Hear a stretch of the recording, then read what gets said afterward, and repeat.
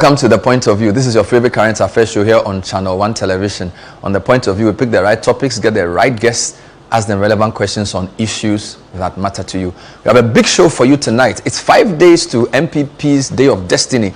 They're choosing their flag bearer for election 2028. The two leading contenders, Dr. Bawumia and Agyapong, will be featured in a very interesting way. I'll speak to two of their key team members. Samuel Abu Jinapor is MP for Damongo and a former Minister of Lands. He'll be talking to me about why he believes Dr. Bawumia is the best person to win the primary and also lead NPP into the election. We'll also speak to Kwaku Kwarteng, MP for Obuasi West, who believes Agyapong is the best person. It's going to be fun. Stay with us.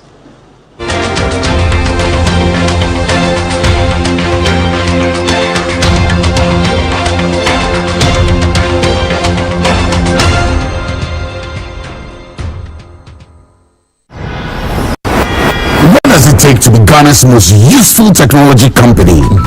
Is it the fact that we've been connecting businesses to their customers for over 20 years? Or that we power more than 12% of all electronic transactions in Ghana? Maybe it's that we are everywhere. From Accra to Kumasi to Tadi, Cape Coast to Tamale. Or is it that we safely process more transactions than any indigenous tech company here in Ghana? Or we deliver faster, we transfer safer, or we make businesses and life just a little easier? But what truly makes us Ghana's most useful technology company, it isn't the speed or the numbers. It's the people we connect, the dreams we keep moving, the communities we bring closer every single day. We prove every day what usefulness really looks like. We give you the tools, you provide the proof. Haptel, useful every day.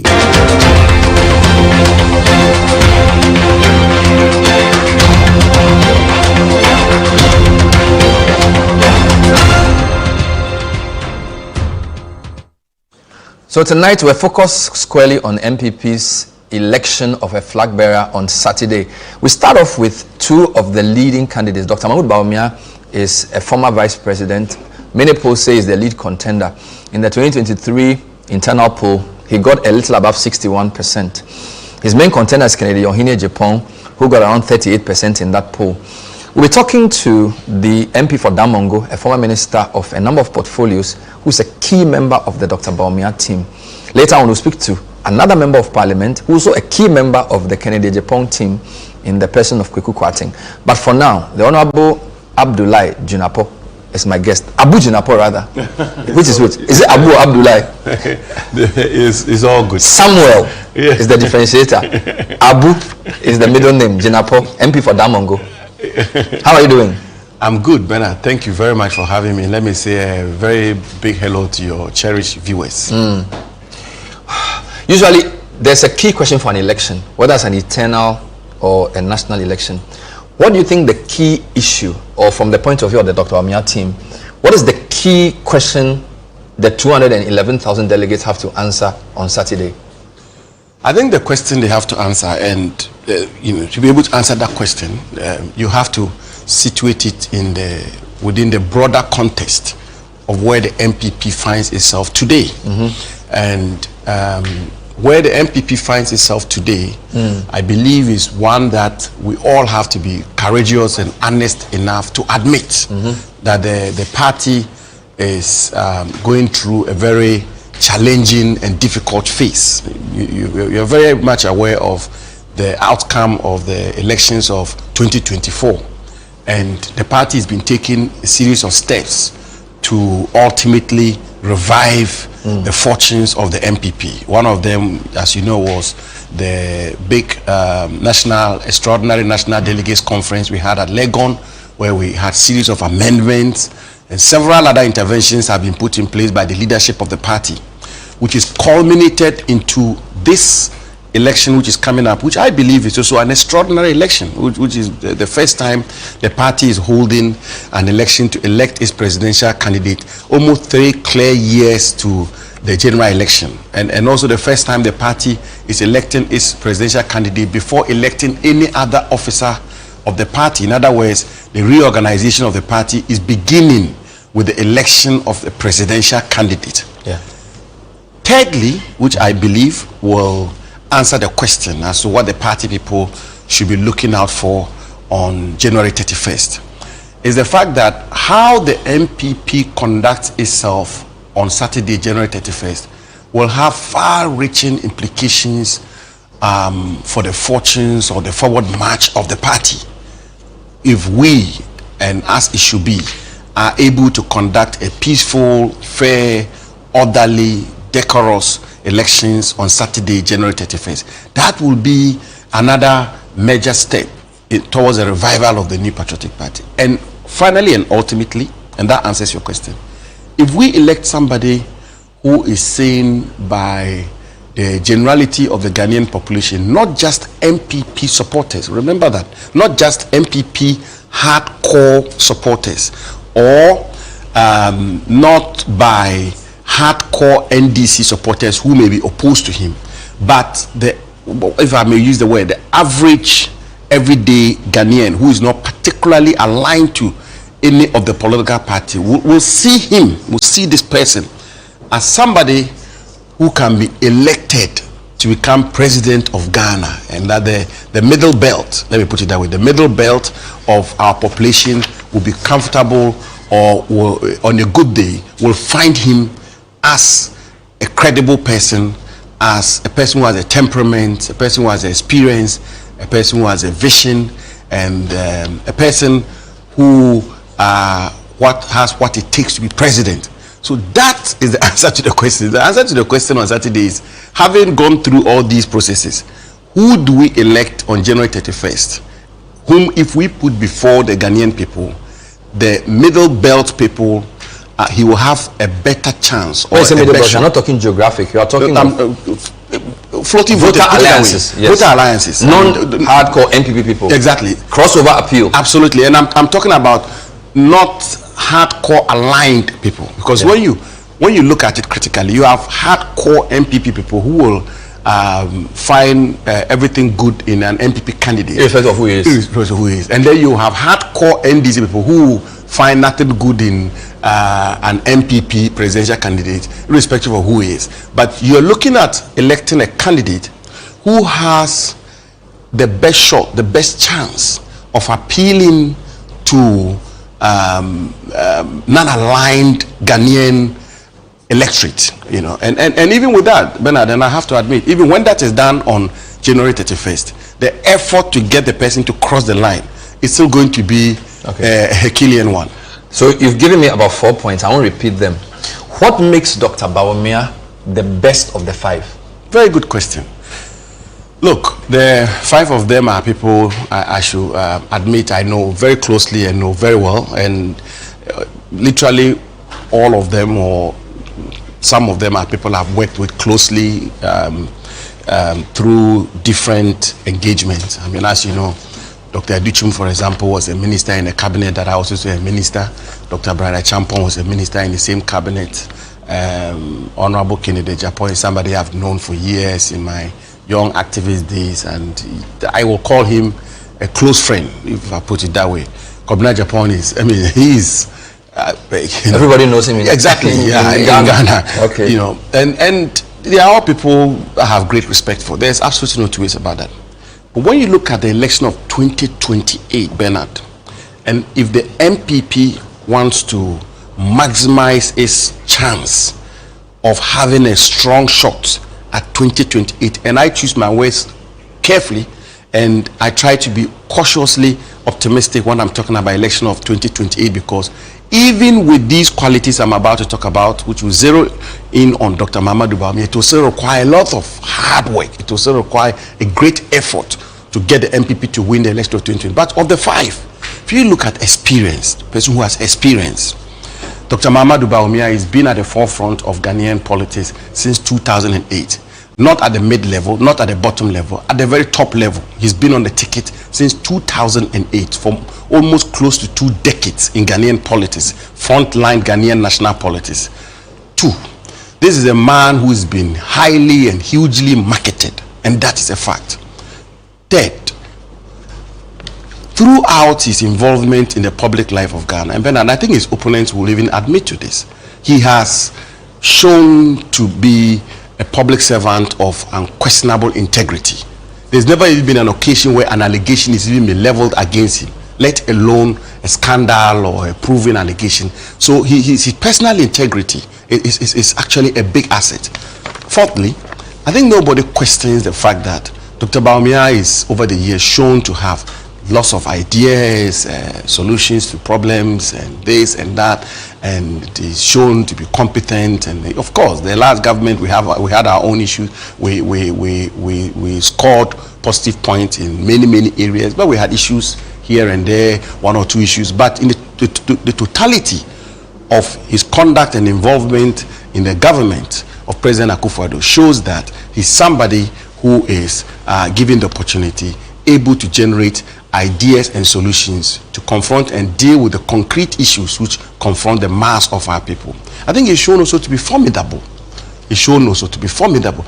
Shown to be humble, and humility in Ghanaian politics is absolutely important. He's shown to have the temperament to be president.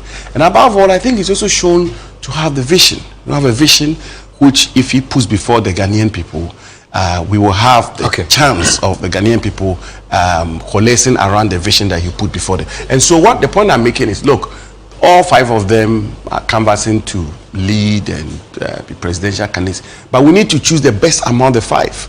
And if you look at the five of them and you look at the factors that I've listed, and if NPP is not considering 2032, in other words, presenting a candidate for 2028 for strategic reasons and expecting not to win, and then repeating the candidate for 2032 and hope that the traditional 8-year cycle will favor the NPP, then maybe we can look at another candidate. But if we want to win in 2028, I think our best shot should be Dr. Mamadou. Let's stay with this question.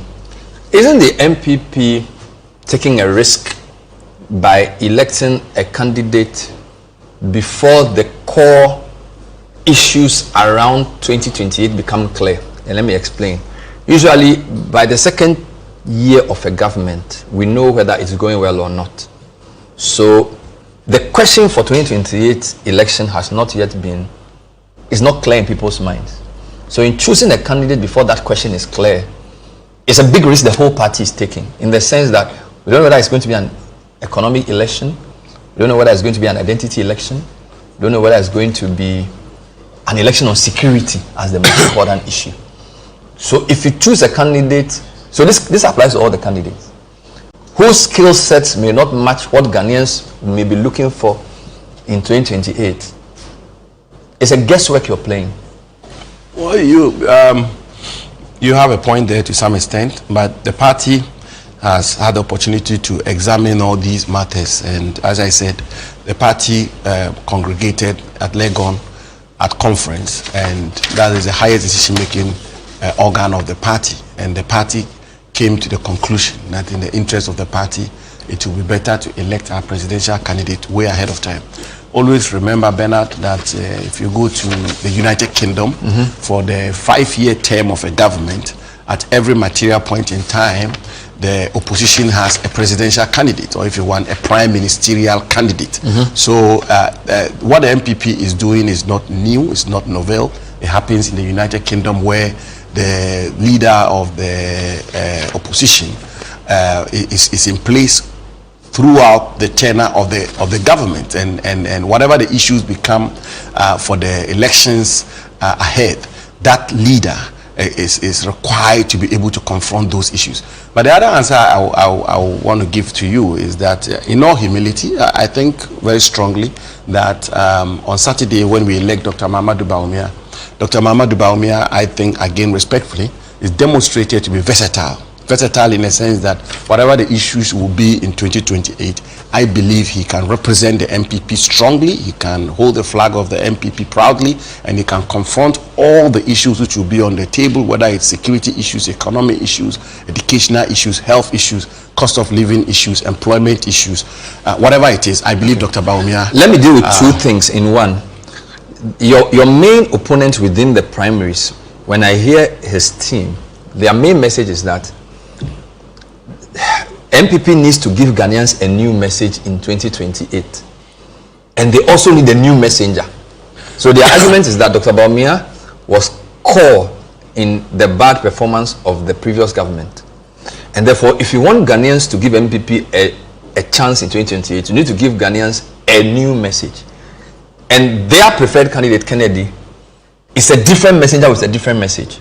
So for them, Dr. Bawumia represents more of the same that happened at Akufo-Addo. What's your response? Well, you know, in politics, decision making has to be strategic. You have to take very strategic decisions, and the point they make is a point that has to be responded to. And the response I will give is that in 1996, when we presented President John Agyapong Kufuor, and President John Agyapong Kufuor could not make it in 1996, the NPP rejected this proposition that we should present a new message and therefore a new messenger. And the NPP repeated President Kufuor for the 2000 elections, and he won. The NDC had Professor J.E.A. Mills, may he so rest in perfect peace. Professor Mills was vice president to President J.J. Rawlings for 4 years, and we all know how the NDC lost the election of 2000. The same message was made that the NDC should present a new message and a new messenger for the 2004 elections. The NDC rejected it, and the NDC repeated Professor Mills in 2004. Professor Mills did not win in 2004.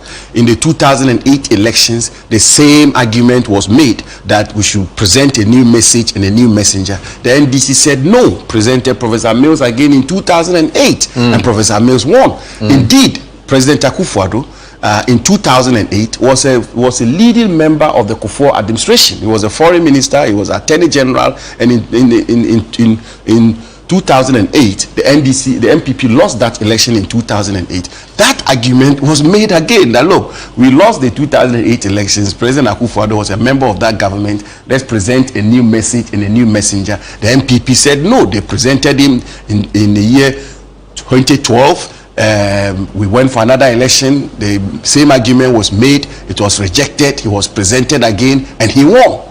The classic one, the most classic of all, in my view, President John Mahama. President Mahama was president. he was not vice president. He was president. He was head of the government. And Bernard, you will agree with me that in 2017, if somebody has said to a pundit that President Mahama will be able to come back and be rebranded and represented and bring a message and become president of Ghana, I'm sure the pundits would have ruled that out. And yet the NDC did not buy this argument of a new message and a new messenger. They presented President Mahama again for 2020.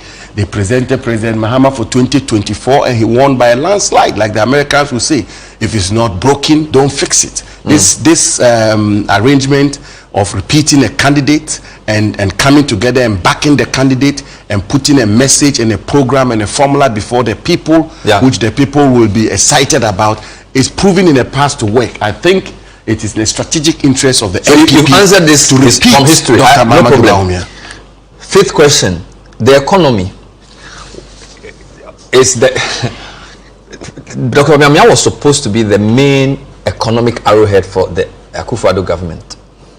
There are many reasons why NPP lost. We don't have time to go into that. But the bad performance of the economy was part of the reasons people were angry. Right? The economy seems to be the best thing. Yesterday, President Mahama was talking at a program, and he says that the economy performance has surprised even him, and that IMF and co are all saying you've done so well with the economy, and that he was expecting the economy to turn around in 2 years. It's turned around in a year. So my point is, the NDC's strongest point for now is economy. The NPP's weakest point in coming out of power was economy. Dr. Bawumia was the head of that. So aren't you disadvantaging NPP if the economic performance continues for NDC? In putting Dr. Bawumia, what will he say about the economy if what is happening continues? Well, let me challenge that to begin with.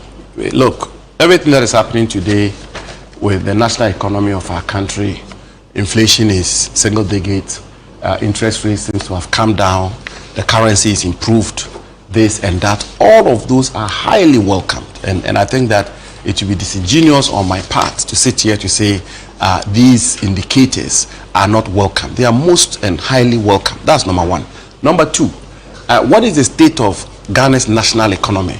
the state of Ghana is national. It takes me back to a point former President J.J. Rawlings made, the late President Rawlings, may he so rest in perfect peace, when he was interviewed sometime in 1983 or 1984, when he was asked by a BBC reporter that, what is the state of the Ghanaian economy? And he said the state of the Ghanaian economy is his stomach. He said so. And that if his stomach is full, the economy is doing well. If his stomach is not full, the economy is not doing well. The fact also still remains that in spite of all these figures that have been thrown about, which I say are welcome and which I say are to be encouraged and all of that, Bernard, I say to you today that today in Ghana, the two biggest problems confronting the mass of our people have not are yet to be tackled. The two issues of cost of living and unemployment. Cost of living and unemployment. And if you go out there and you speak to the everyday Ghanaian, cost of living is still a major issue.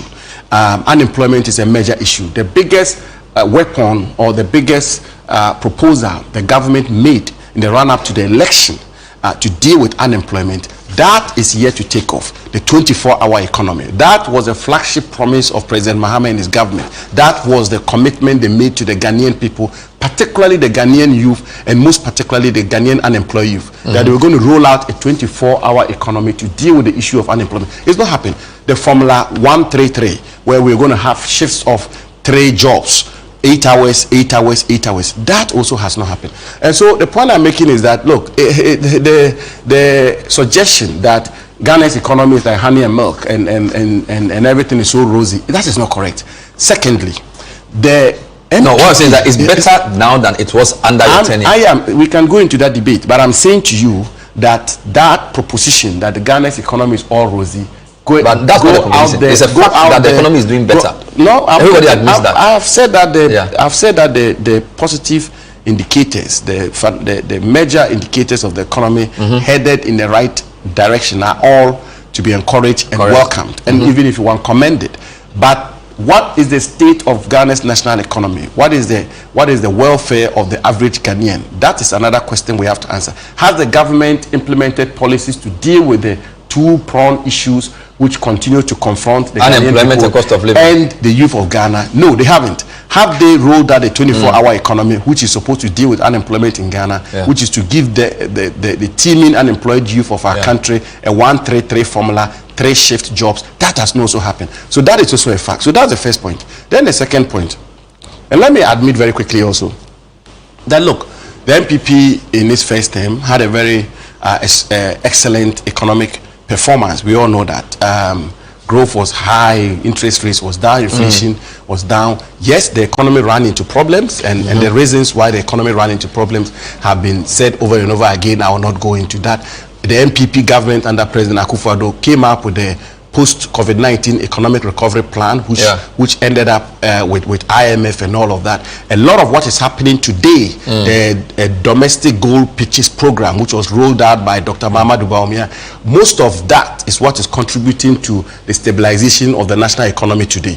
So it is not also correct that Dr. Bawumia will not be able to answer the economic question, or he will not be able to contribute to the debate when it comes to the national economy. Let's stay with the economy for a second. You said current problems are cost of living and unemployment.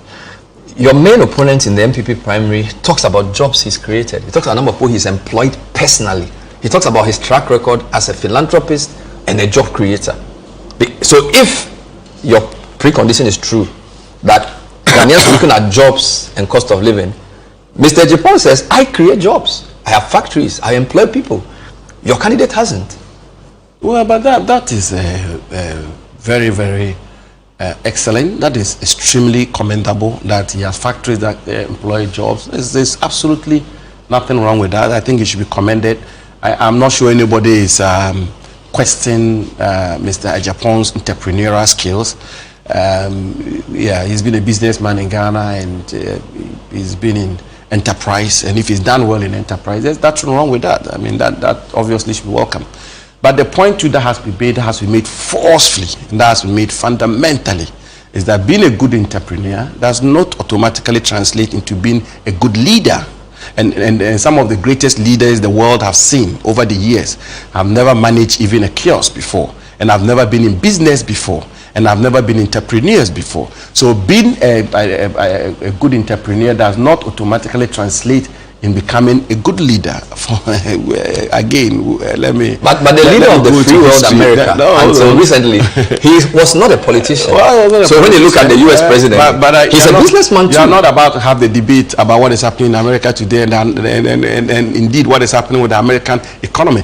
Good entrepreneurs have sometimes ended up as good leaders, but I'm saying that being a good entrepreneur does not automatically translate into being a good public leader. No, he's pointing to his track record. He's pointing to his track record as a job creator. Hold on, and that is not belittling Mr. Agyapong's entrepreneurial skills. Even being a good manager of say City FM does not necessarily translate into being a good leader. As a matter of fact, the historical evidence has shown conclusively that managers many times don't end up as good leaders. But he's an entrepreneur. Dr. Kwaku Kwarteng did not manage a single business. Dr. Kwaku Kwarteng did not manage a single business. Winston Churchill did not manage a single business. Abraham Lincoln did not manage a single business. But but you see, the mood of the Ghanaian, you see, your premise is that cost of living is high and people are looking for jobs. The man who is competing against the former vice president says, I know how to create jobs. So so I feel like that nobody knows what somebody can do, but he's telling you what he's been able to do. We should make. So what is your response in terms of the track record of the man that you are supporting? We should make Osei Kwame Despite or some other business. Why not to become leader, to become president? Why not? Because I'm saying to you, Ronald Reagan, who was the architect of modern day American enterprise and boom, was an actor. He was an actor. He didn't manage any business. Margaret Thatcher, who was responsible for modern day economic configuration of the United Kingdom, was a chemist, was a lawyer. So I'm saying to you that saying that I set up CTFM, I created 5 jobs, 10 jobs, and the rest is not sufficient. Isn't that here or there? It's not so much. It's not here and there. I'm saying it's not sufficient qualification to become leader. That is not belittling. No problem, Mr. Agyapong. I wanted you to see. Please put a picture back. The video of the signing. I know you know Dr. Bawumia better than I do, but he didn't look very happy here. Am I wrong? He looked very ill at ease. Really? Yes, that's the impression I get. If you can roll it back a bit, they will see. Did he want to be here, and also does he stand by the commitment here? Because he seemed a bit. Well, I think. I mean, he's usually a nice, jovial, smiley person. he was. I didn't see him smile too much here. Well, I don't know, but I think if there's anybody in the NPP circles who is shown to be a measured statesman, peaceful man, calm, tolerant, and a unifier, it's Dr. Muhammadu Bawumia. Was he just having a bad day? Because he looked, I mean, I'm not a photo analyst, but you can tell clearly that Doc is usually more smiley, more relaxed. He looked very tense. I don't come to the conclusion you've come to, but be that as it may, I think sometimes these campaigns are very exhausting. Okay. When they've gone around over and over again and then they are pulled in to come in and they take these kinds of events. Remember that he's been touring the country for the past 3 months or so that can have a toll on him. The other point is that he looked very comfortable with those on his left. So again, we're watching this from the newsroom. Everybody was saying, why is he and Educhum and Kwame Agyapong so cozy? I didn't see him change. I didn't see him say anything to Brian or Kennedy Agyapong. I mean, you can ask. We watched it for. You can ask the whole newsroom. We didn't see him. The 3 of them seem to be having a really jolly good time together.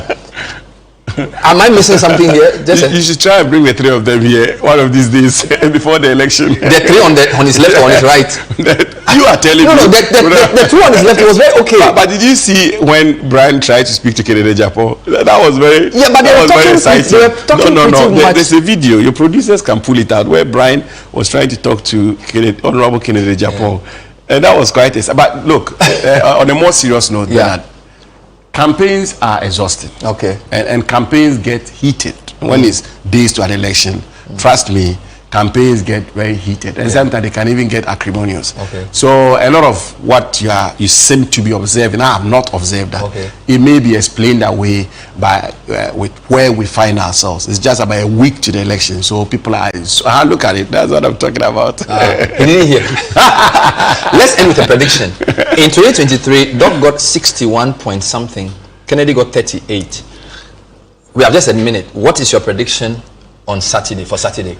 I don't get into the business of numbers at all. Okay. What I'm very clear about and what I'm confident about And what I'm appealing to MPP delegates and the generality of MPP people is that on January 31st, given Dr. Bawumia's experience, given how much we've marketed him, given how much formidable he is, given his temperament, given his humility, given his vision for Ghana, and given his personal integrity and all that he has done in Ghana over the years, and given that he's been fiercely loyal to the MPP when it matters most, he showed up. In 2008, he moved from the central bank to become the running mate of the party. Yeah. He campaigned for the party 8 years to bring the party into government.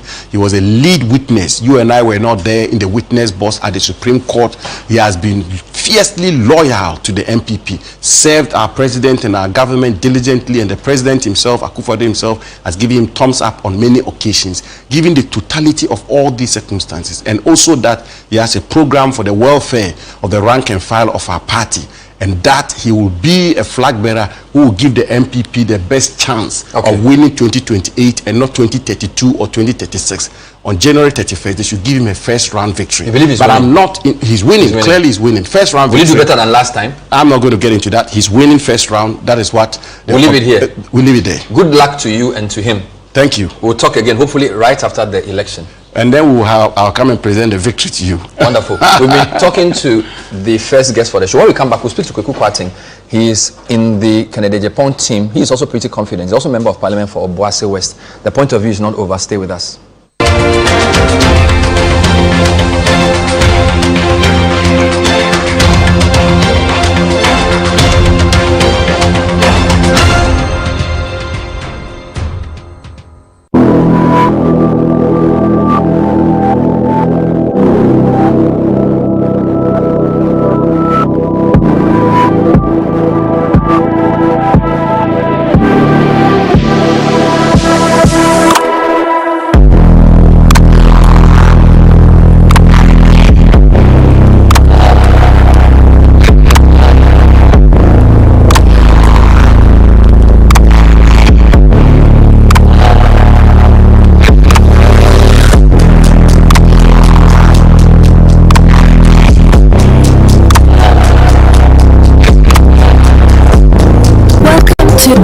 Where shopping is a musical experience for all generations. Granny's Let's Roll It Back. Welcome Ghana, we did for you. Welcome's got it all for me and you. Sales and discounts, we tell them by a distance. Bring back home the experience we did for you. Life made so easy, peasy, lemon squeezy, shopping made easy. Sometimes money day, sometimes some way out of pocket. We got you where everything we got it all right here. Welcome season. The price is right. The price is right. The price is nice. The price is nice. Fresh with the vibes, unbeatable. If the price they fight, If the price they fight, come for the views, come for the views, come for the likes, come for the likes. everything you do want under one roof. Even come for the ride. Oh yeah, come for the ride. Number one stop shop, number one. Your number one stop shop, now come. Your number one stop shop, number one. Your number one stop shop, now come. Welcome Ghana, we did for you. Welcome's got it all for me. No matter the generation you belong to, welcome to Square Ghana Shops. Bring back home the experience we did for you. Bring home the experience.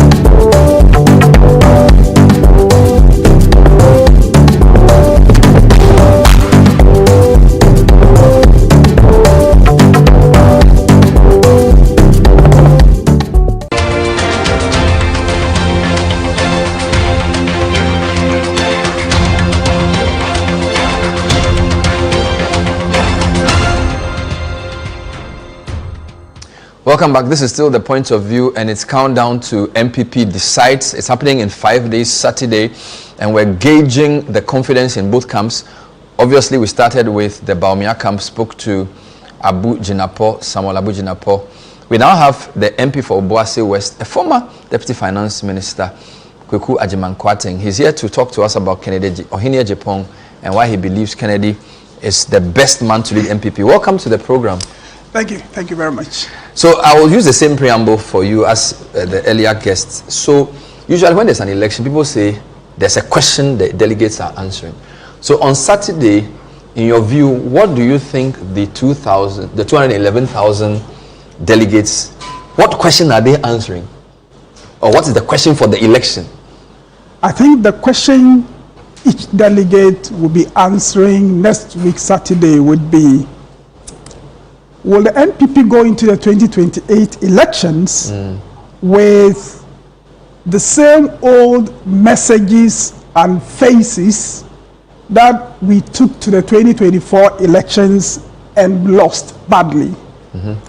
Delegates will be answering that question, or whether we would want to present a new face, a new party, and appeal to Ghanaians that whatever anger they develop against NPP in the 2024 elections, they should give up on that anger and give NPP another chance in 2028. I think delegates will be answering that question. But related to that is also whether if NPP wins the next election, as we hope we would,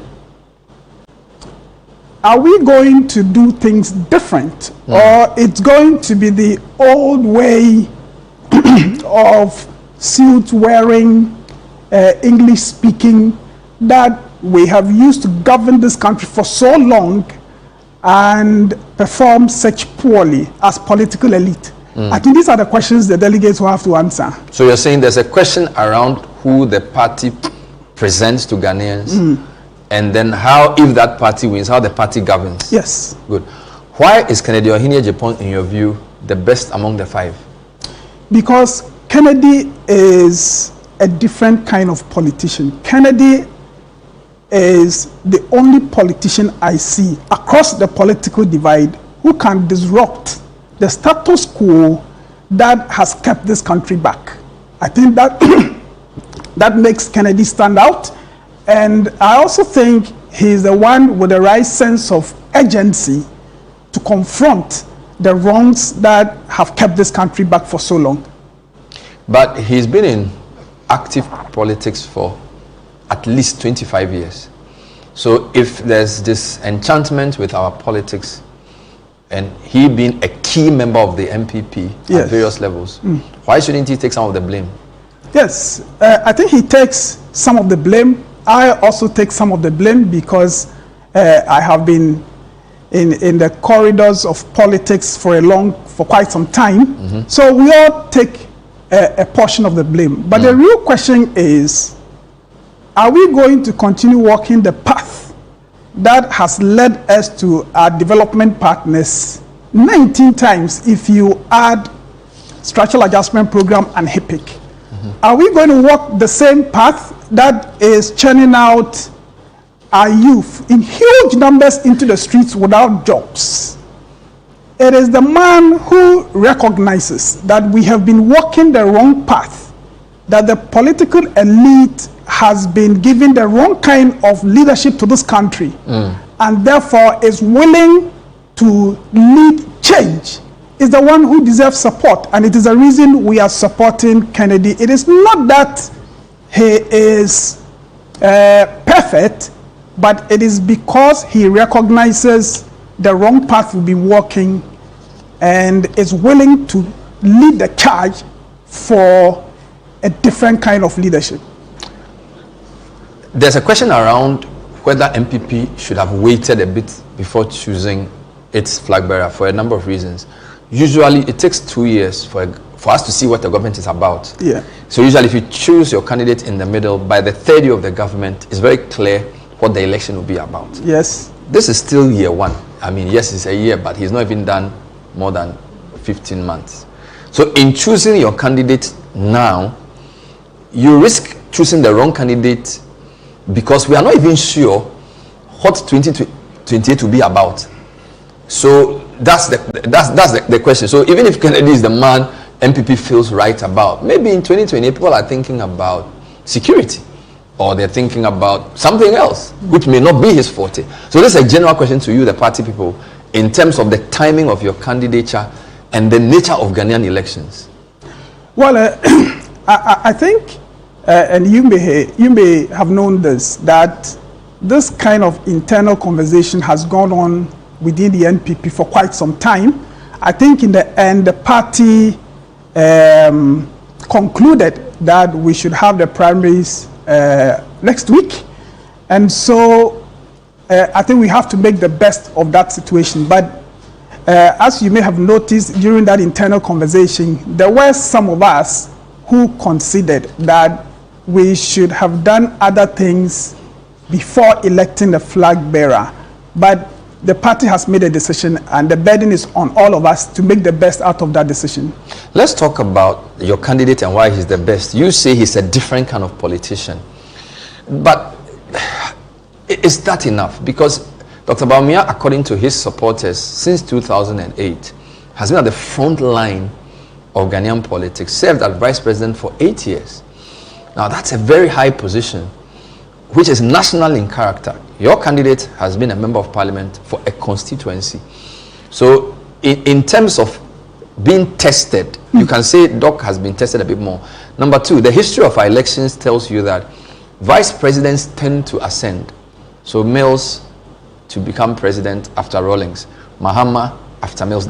That seems to be the more regular pathway than simply having member of parliament experience. I mean, what's your response to that? Well, my response is, what do we want as a people? It is not just going into this election to give Ghanaians more of the same. Look, the outcome of the 2024 elections was a statement by Ghanaians that they were unhappy with what they are getting from the democracy that we're practicing. And I think the burden is on us as politicians and as political parties to respond to that concern. And the way to do that is not to parade the same old things and values that have led us here and that have made Ghanaians unhappy about the dividends they're getting from our democracy. You need to do something different, but it is not just different.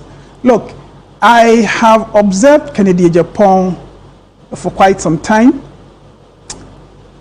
I am clear in my mind that even though he has his faults, he has a certain character about him that Ghana needs so badly now.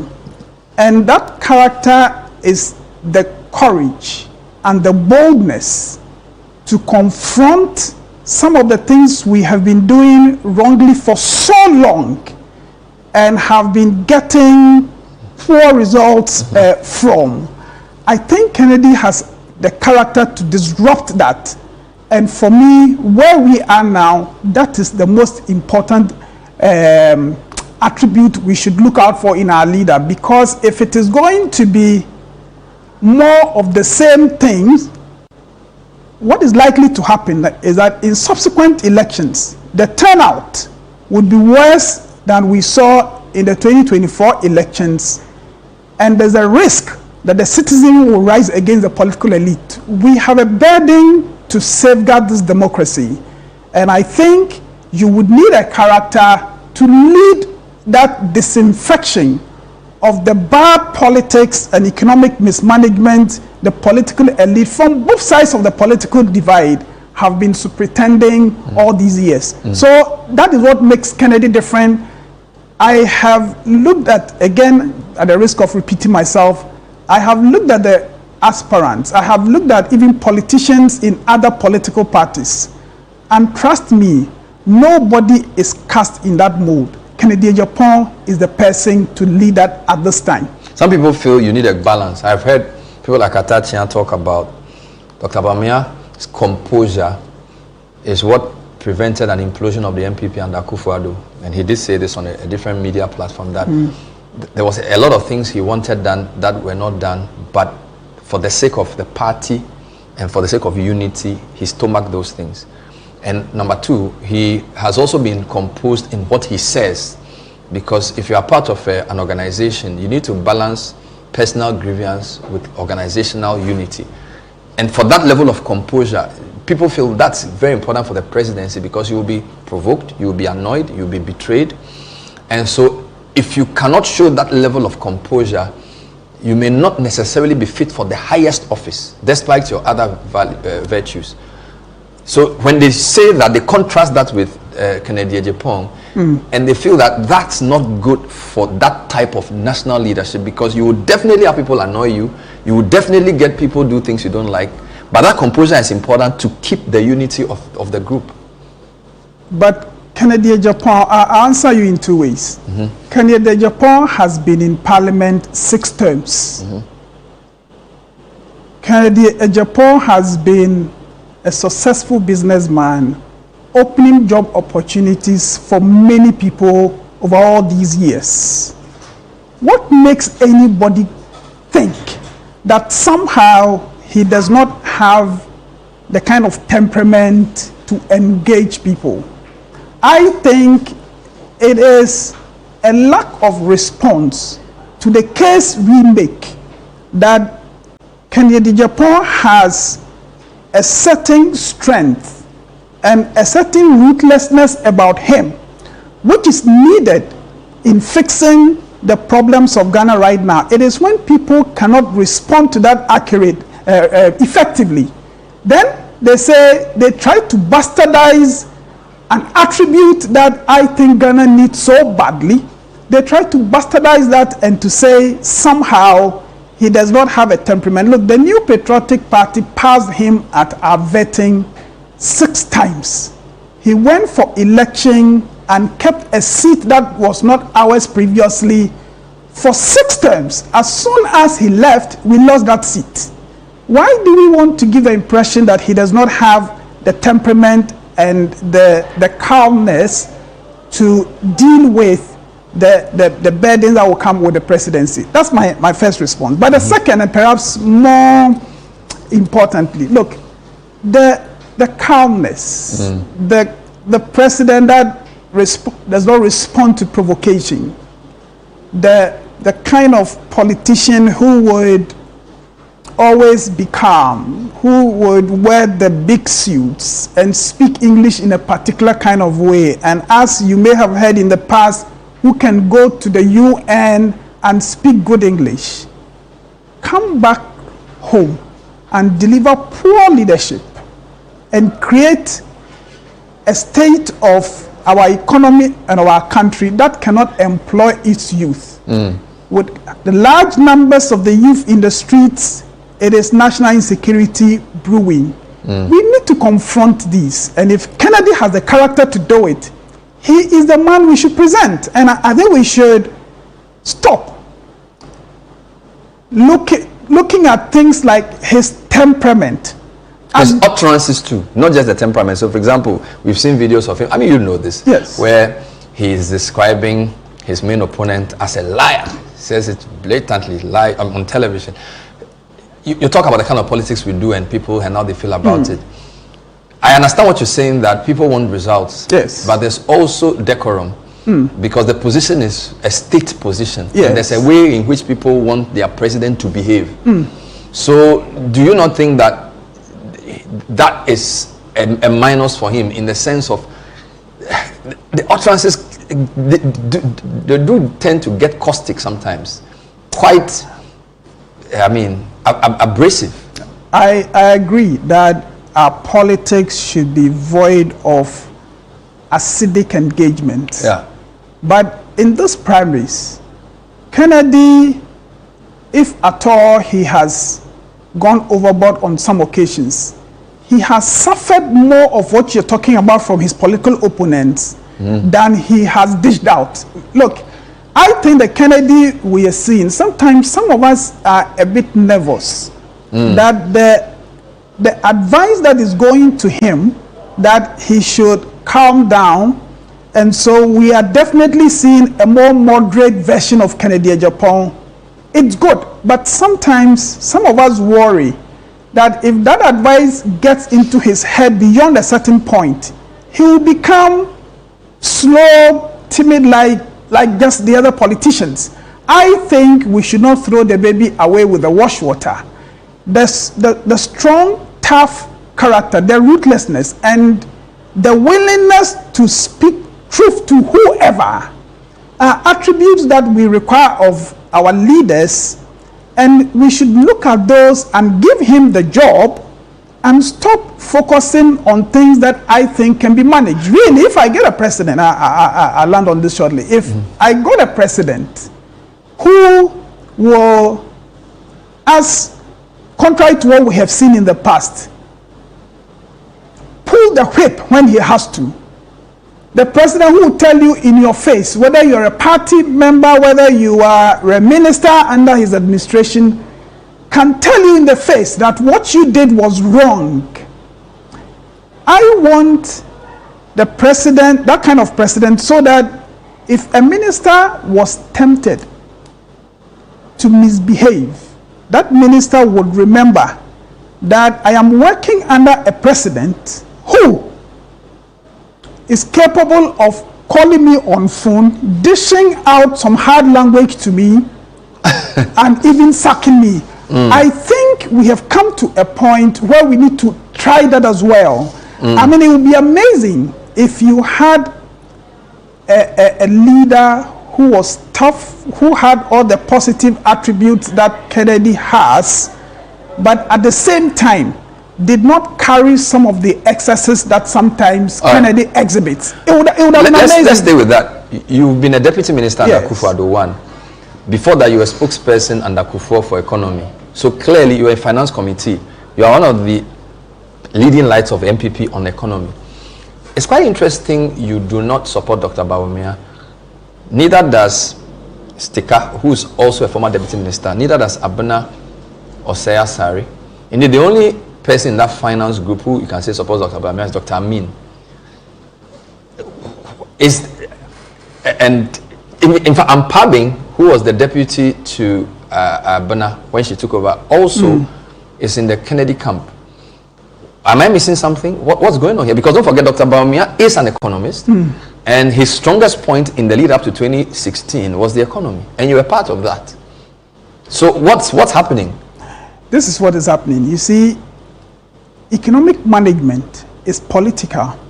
Look, if people sit outside the Ministry of Finance and they commit government out of step with the general plan, out of budget, and you have deficits which comes back to hurt the macro economy, it makes it difficult for the private sector to create jobs. The effect is what we have now as a country. A proud country that again has gone to the IMF 17 times. If you add HIPIC structural adjustment program, we have sought development partner assistance 19 times. We are unable, as Botswana, an African country like us, is able to say that we have never needed the IMF, we would never need them. Now, so those of us who have been in the Ministry of Finance and understand that it is the discipline to spend right, it is the discipline to do the reforms that would bring in the revenue. When you begin to understand those things, then you know that managing the economy is not economics matter. It is making the right decisions, the do's and the don'ts. The technical people are there. Once you create the right atmosphere, they will drive the change you want. So all of us in the who have been in the Ministry of Finance, who have sat at the center of government treasury, realize that the kind of toughness and the kind of person you need to control wastage and to reduce the corruption and the wastefulness is in Agyapong. It is that character that would help us to create an environment within which the economy can be properly managed. It is a reason all of us have been yearning for a president who will be able to create this space for us. Some people compare him to Donald Trump. Is he flattered by that, or does he sort of, is it distance? Because the posturing is very similar. Well, I have not studied Donald Trump that much. I have not spoken with Kennedy as to whether he feels... Businessman, Maverick, he's not from the establishment, he will create jobs. It's very similar. We've seen that pattern. Well, but Donald Trump was not in their legislative assembly for 6 terms. Kennedy has been. And so I can make the case for Kennedy that his experience in politics, coupled with his experience as a businessman, together with his sense of urgency and the toughness to confront the dark forces of our politics, combined to make him the kind of person we need now. I can't speak. Two final points. Yeah. I'm watching the highlights of the Peace Pact. His body language, he didn't look very happy. Am I misreading him? Initially, when even Brian was talking to him, he didn't seem to be interested. Was he unhappy with the arrangement? What was the problem? No, I think the question he raised was, of course, he took his time to read through everything to be sure that what had been given to the team earlier was what was before him. And I think he was looking at some of the things that happened in the previous election. In fact, there was a constituency. Let me avoid mentioning the name, but you can check, the records are there. That constituency is made up of 115 delegates. In spite of those who had passed and those who may have traveled, all 915 voted for one particular candidate in the last primaries. Wow. The rest got 000. And when you consider the fact that some had actually passed, then there is the concern that if this elections committee does not avert its mind to those things and take steps to ensure that they will not happen again, then it is hard to say post-election he should accept the results comfortably. So what he tried to do was to draw attention to these things and to seek some commitment from the elections committee and the party that in the event that such a case comes up again, that the party would take steps to annul the results of that. He wanted an assurance before he would sign. And he did sign. What's the prediction from your side? What are you expecting? Oh, we think Kennedy would win this primaries. One touch? Yes, that's from what. 38%. That's what. Because don't forget, you are coming from 61-38.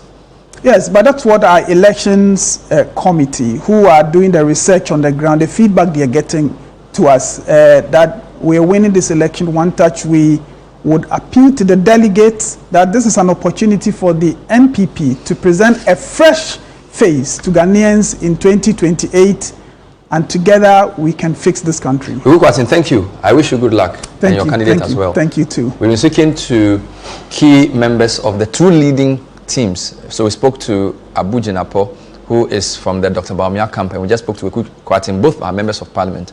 And Kwaku Kwarteng believes Kennedy Agyapong is winning. Abu believes Dr. Bawumia will win. May the best person for Ghana win. Thanks for watching. We'll see you next time, where we'll continue with our look into the MPP's primaries on Saturday. Stay with us.